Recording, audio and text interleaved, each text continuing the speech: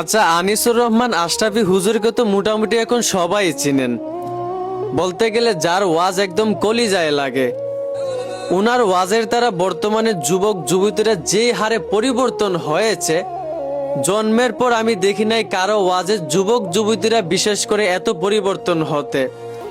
খোঁজ দিলেই দেখা যায় এখন প্রত্যেকটা যুবক যুবতীর ফোনেই আনিসুর রহমান আশরাফি হুজুরের বয়ান পাওয়া যায়।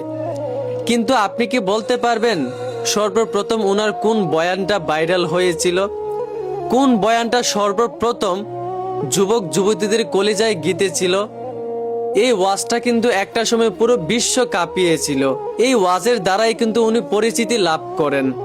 আমি জানি অনেকেই হয়তোবা এখন সেই ওয়াজটার কথা ভুলে গিয়েছে, কিন্তু এই ওয়াজের দ্বারাই উনি পরিচিতি লাভ করেন এবং হাজারো যুবক যুবতীরা পরিবর্তন হয়েছিল।